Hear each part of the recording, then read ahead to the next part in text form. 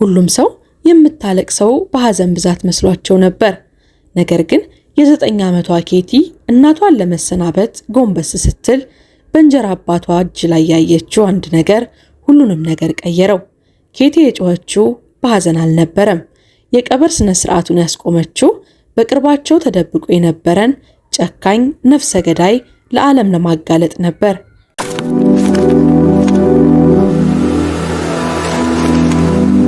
አንዲት ሕፃን እናቷን ለመጨረሻ ጊዜ ተሰናብታ ለማቀፍ ወደ አስክሬን ሳጥኑ ትጠጋለች።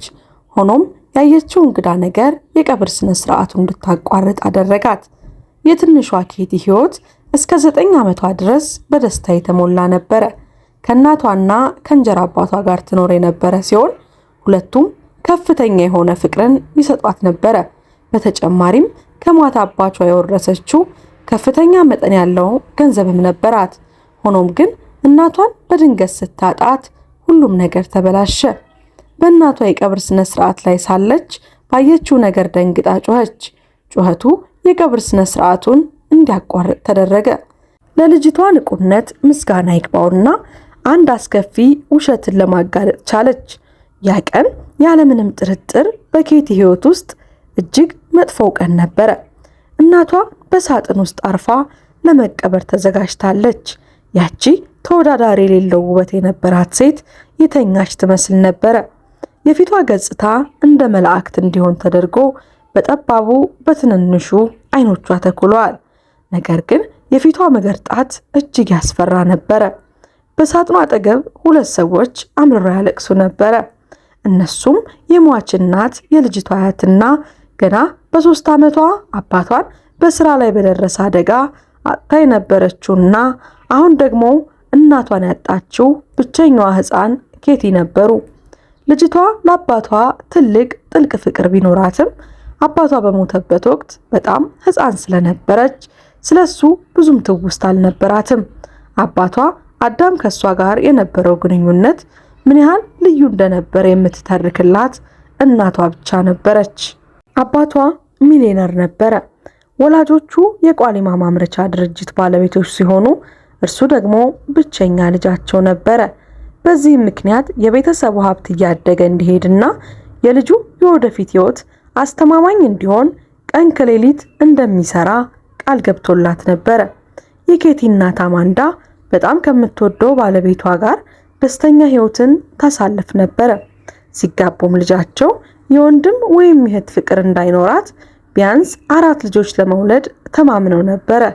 ይህ የሆነው ባለቤቷ አዳም በኢኮኖሚ ጥረት ምክንያት ወንድምም ሆነ እህት ስላልነበረው ነው።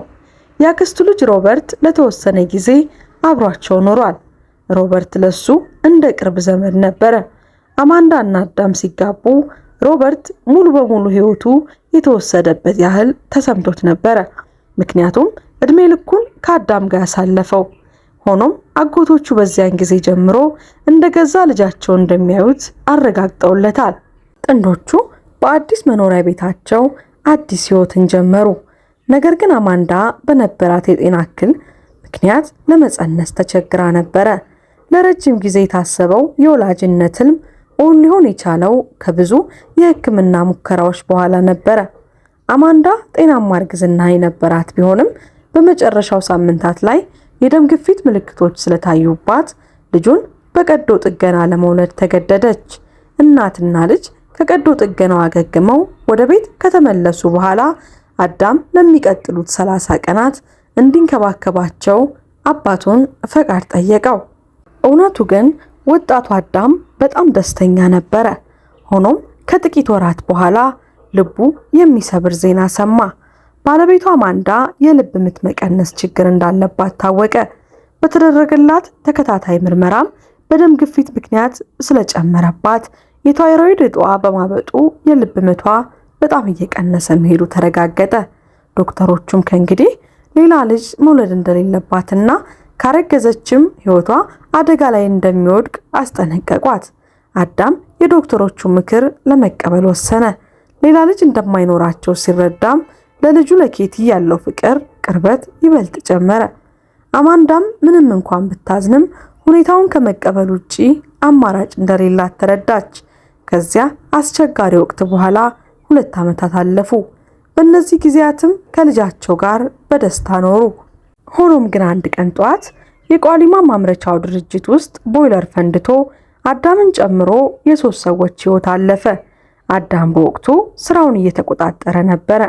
ዜናው ለአማንዳ ቤተሰቦች እጅግ አስደንጋጭ ነበር። አማንዳም ተስፋ ቢስ ሆና ቀረች።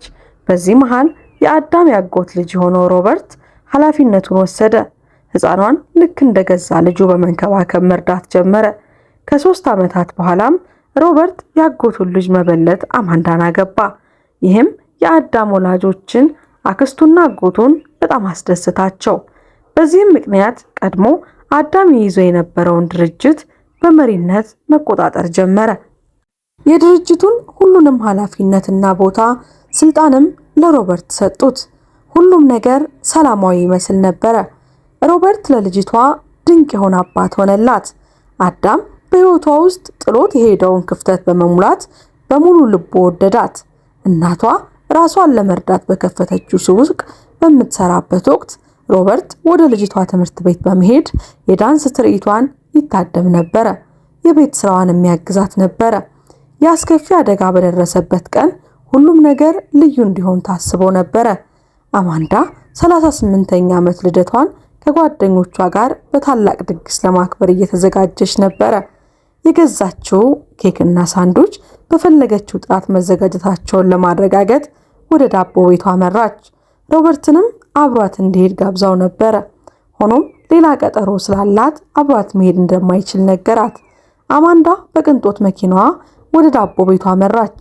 ነገር ግን ቦርሳዋን ይዛ ከመኪናው እንደወረደች አንድ ወንጀለኛ ወገቧን ይዞ አፈናት።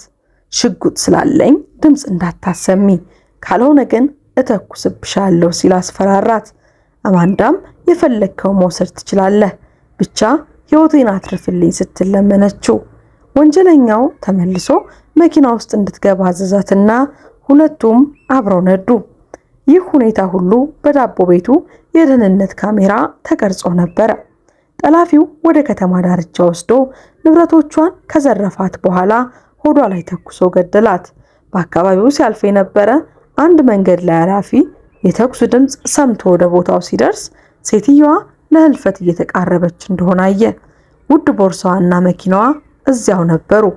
ሰውየው መኪናው ውስጥ የቀረውን ስልኳን ተጠቅሞ ለድንገተኛ አደጋ ጥሪ ያደረገ። ፖሊሶች ምርመራ አድርገው ነበረ። በዘረፋ ወቅት የተደረገ ግድያ ነው በሚል መዝገቡን በፍጥነት ዘጉት። አሁን ኬቲ የምትኖረው ከአሳዳጊ አባቷ ከሮበርት ጋር ሆነ። ምክንያቱም ሮበርት የአባቷ ያጎት ልጅና የእናቷ ህጋዊ ባል ነበረ። ይህንን ዜና የአማንዳ እናት የልጅቷ አያት ዳግም ወደ ጥልቅ ሐዘን ስቃይ ውስጥ ከተታቸው። አያቷ የልጅ ልጃቸውን አምጥተው ለማሳደግ የፈልገው የነበረ ቢሆንም ነገር ግን ሮበርት በጣም አሳቢ በመምሰል አያቷ እድሜያቸው ስለገፋ ህፃኗን ለመንከባከብ አቅም እንደሌላቸው ገለጸላቸው። ሆኖም ግን ሁልጊዜም ከልጅቷ ጎን መሆን እንደሚችሉ በማረጋገጥ አጽናናቸው። አያቷ በዜናው ቢረበሹም ሮበርት ብቁ አባት ሆኖ ስለታያቸው ራሳቸውን አረጋጉ። ሁለተኛው ችግር ግን ኬቲ የአባቷ ብቸኛ ልጅ በመሆኗ ሀብቱን በሙሉ የምትወርሰው እሷ መሆኗ ነበረ። ሆኖም በአባቷ ኑዛዜ መሰረት 18 ዓመት እስኪሞላት ድረስ ገንዘቡን ማንቀሳቀስ አትችልም ነበረ።